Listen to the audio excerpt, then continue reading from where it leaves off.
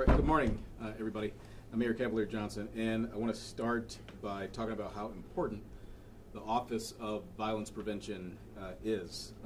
We know that there are no simple solutions to violence in some parts of our community. We rely on the police, but it cannot just be the police. We also count on great nonprofit organizations. We count on parents, we count on family members, we count on neighbors, all to play an essential role in violence prevention. We also have an Office of Violence Prevention. It's an agency that leads and coordinates, that reaches out, that intervenes, that directs significant resources towards making Milwaukee safer. And the person who runs that office is a crucial link in our efforts to make Milwaukee safer. And I'm very pleased that Ashanti Hamilton has accepted my invitation to serve as the director of the Office of Violence Prevention. His background is notable, quite so. He's got a law degree. He has served as Milwaukee County Council president. He's led important committees, and he understands the needs for results, tangible metrics that show we're making Milwaukee safer. There is another key part of Ashanti Hamilton's background as well. He's well connected to the people of the city of Milwaukee. For Ashanti, making our city safer is not some esoteric concept. He knows Milwaukee's residents. He knows the people most affected by violence. Our attention is now focused on moving forward. I want to make certain that tomorrow, next week, next year, that we're in a safer position, that the city is safer, and that our city is stronger and it's more prosperous. Ashanti Hamilton shares those goals, and he believes in the future of Milwaukee. So I'm very pleased he is ready to take on this new challenge. And at this time, I'll present to you the new director, or soon-to-be new director, of the City of Milwaukee's Office of Violence Prevention, Alderman Ashanti Hamilton. Well, thank you, Mayor. Just want to say to everybody how excited I am about this opportunity that we're facing right now. We do understand the statistics in the news that's been discussed about the high crime and high murder rate that the city of Milwaukee is experiencing right now. I'm looking forward to hitting the ground running.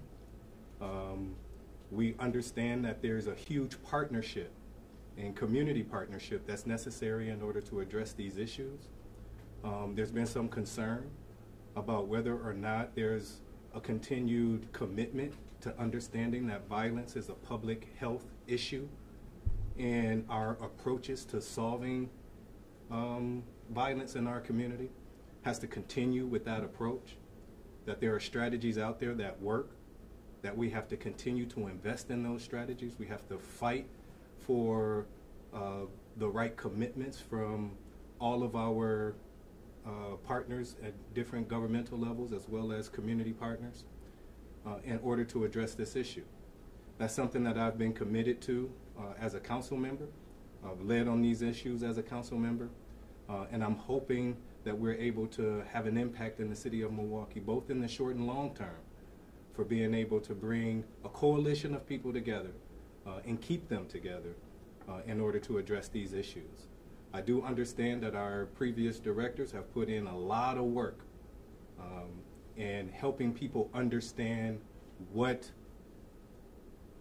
violence as a public health issue is. We want to build on that work. We want to expand it. We want to ensure that we are measuring whether or not that what we're doing is actually having an impact for the residents that live in this city. That's our commitment, and we look forward to getting to work and making sure that we're having an impact in the community. So. We can take a few questions. Why such an abrupt change there? I mean, I don't really intend to discuss, those personnel matters intimately, but look, I think it's important that in this office and in all offices that that the story is told, that we have the opportunity to relate to individuals, whether they're elected on the county council or not, about the effectiveness of programming. And I feel that we're in a position right now with Ashanti Hamilton taking the lead in this office to do that. And that's what I expect, and I believe that's what Alderman Hamilton will deliver, not just for me as mayor, but for council members and other folks who make investments in the Office of Violence Prevention. Can you at least react, though, to the former director saying that her departure, her firing was unprofessional? She was notified at the same time the media was notified and that you didn't contact her personally. What are your thoughts on that? I disagree that I disagree with the former director's statement. I'll just leave it at that. Is it true that there were no disciplinary marks on her record and that she was not warned that there was any issue with her performance in the past? Listen, I don't know exactly what's in her personnel file. That I cannot speak to. But what I can tell you is that you can look at any number of council meetings, including when I was on the common council, and a number of times since I've been mayor where there have been discussions with the former director of this office about some of the things that needed to change. And you know, now we're in this position right now. Okay, so Arnita was warned about her performance. Would you say that's accurate? She says that there were no formal, actually having something in the file, and I don't know exactly what's in her file. So that may be the case. I'm not entirely certain of that, but I know that there have been council members who have expressed frustration. There have been a number of conversations that have happened in this office as well. Mayor, we've heard some concerns about appointing another elected official to serve as head of Office of Violence Prevention. You know, concerns that this would politicize the office that is meant to take a public health approach to violence prevention. I wonder if maybe both of you could respond to that. Well, I don't want to steal Ashanti's thunder. I think that he can answer that question very well about his commitment and his passion for Milwaukee and taking on these very important issues. So I'll let Ashanti take that. Thank you, Mayor. I think it's important to note that elected officials play an important role in the direction that policy takes in the city of Milwaukee. Minimizing that will derail the coalition of people that would need to support these efforts. So I would say that as one. Elected officials are members of the community, like every one of you. And secondly, for my own personal commitment to this effort, especially understanding and applying the strategies of what works in identifying what addressing violence as a public health issue looks like. I have sponsored and led and created programs that are now being implemented within the Office of Violence Prevention that have been celebrated and supported by most of you. So I think there's a commitment that I've already shown to this strategy and this understanding that hopefully we can build upon. Alderman, you will continue in District 1 as Alderman in both jobs for the foreseeable future then? No, I will be, as soon as we are able to just get the onboarding process taken care of, I would resign from my position. Can you share some of those examples that you talked about that you sponsored and are now being implemented in the Office of Violence Prevention? What are some of those things? Sure. I'll start off with the most popular one that most of you have known about. I mean, we talk about violence interruption and 414 Life efforts.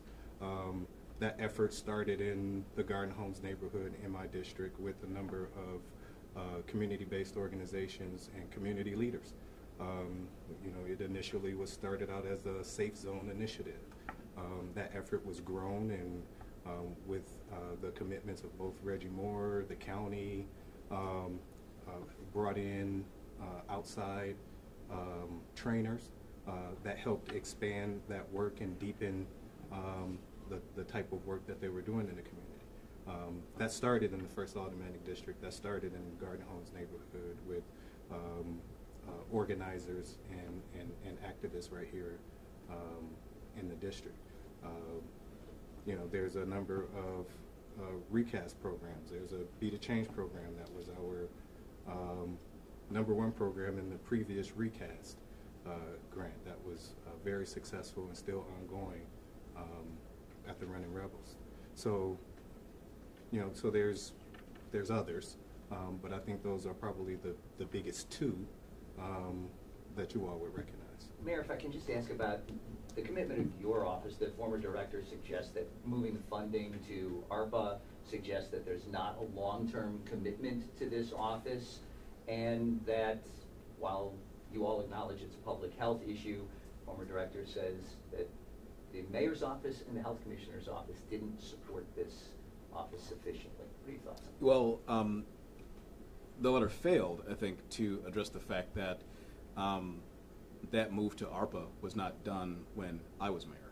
Yeah, that didn't happen. What I can tell you, though, is that my office remains fully committed to the notion of violence prevention in Milwaukee. I understand that police cannot solve this themselves, right? It cannot just be police. I often talk about the need to have not just police, but teachers and preachers and parents and friends, mentors, everybody stepping up and being a part of the solution. That also includes this very important office as well. So that was not something that happened under my administration, under my leadership as mayor, but that does not deter my desire to continue to invest and see violence prevention activities taking place in the city. Mayor, OVP Arnie has done a great job, and Reggie's done a great job connecting national artists and organizers. We still plan to connect Alderman Hamilton with those groups that are on the ground in other places, such as New York or California. Excuse me, California. Ooh, smash. Yeah, I do. I think that again, it's not just one source. It's not just police. It's not just even those folks that I just mentioned as well. If there's opportunities for us to reduce violence utilizing other sources, including artists, whether they be muralists or musicians and the like, I'm happy, and I think that Ashanti Hamilton as well would be happy to engage with those individuals to reduce violence. We need to have multi-prongs to reach people where they are. And so for some folks, that's police. For other folks, that's through arts. For other folks, that's through having interactions with their preacher or through interactions with their parents or their family members. And so we want to see every tool at our disposal used in order to combat violence in our community. We can take one more question for Alderman. We also had a couple concerns raised about the past charges that you faced related to child abuse, such as in '09. I'm wondering if you can respond to that, given that this is the Office of Violence Prevention. Yeah, I think that this is a reality that I had to go through, a learning experience that I had to grow through. And I think we bring our life experiences to every position that we take. I brought that experience to my representation in the 1st Aldermanic District. I brought that growth to understanding how to help families, and I'll bring that to this position. I think that there are many people in our community that thought like I thought during that time period. But I've satisfied everything that was necessary of that. My family is successful and growing, and I think I can help families grow through that as well. What about the Common Council now? 4 seats down, a quarter of the Common Council now isn't the city's not represented right now. What does it say that the power of the Common Council, 4 members down, you got some important decisions, including the youth prison that's going to be considered for Northwest. What do you say to the city right now, 4 aldermen people down? Yeah, and I think that the president of the council, I did have a conversation with him about taking this position. He expressed his willingness and commitment to expediting the process for being able to have representation there. We talked about trying to be creative. We're trying to ensure that representation existed. He reminded me that we do have 2 elections, that we'll get 2 council members back before the end of the year come November.